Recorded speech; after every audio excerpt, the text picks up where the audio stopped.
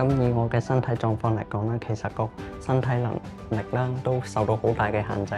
令到做義工係好困難。但係我都成功克服咗呢啲困難，去持續為呢個義工服務去作出回饋嘅，努力地去做好每一個嘅義工服務。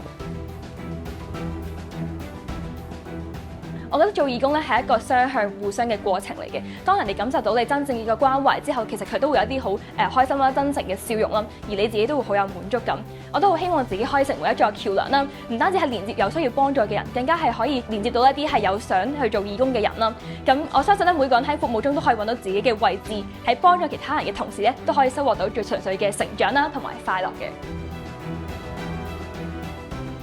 因為做義工嗰陣係能夠獲得一種好獨特嘅喜悅，嗰種唔係優越感或者成就感，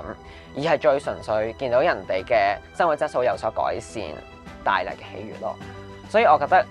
如果你個人係想開心，又或者係一個開心嘅人，不如就透過做義工去將呢一份喜悅、將呢一份開心去帶俾有需要嘅人，去大家一齊去開心咁咯。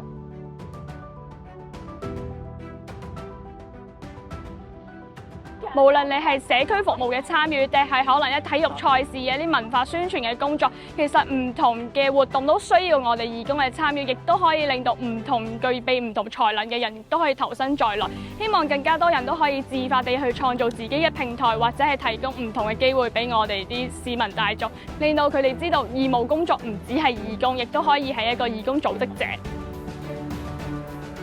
做義工嘅初心咧，就係大家嘅笑容啦。因為不論係服務嘅過程中定係服務之後，見到大家嘅笑容咧，我自己都會開心啦，同時都好滿足嘅。咁所以我都會去唔同嘅地方啦。咁今日都特別翻到嚟母校啦，同一班聽障嘅兒童去做活動。咁希望咧，同時都係藉住呢啲機會，推動更多嘅年青人一同投身服務啦，將快樂咧同埋笑容傳播開去嘅。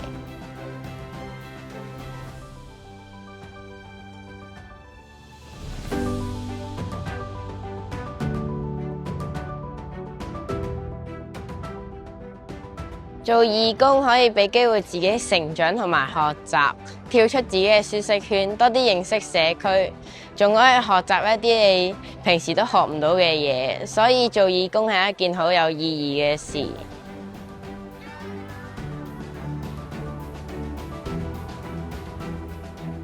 我哋作為紅十字青少年義務職員嘅理念係與青年同行，活出人道，哪怕係微小嘅舉動都能夠帶嚟重大意義。呢一個正正就係人道精神嘅核心所在。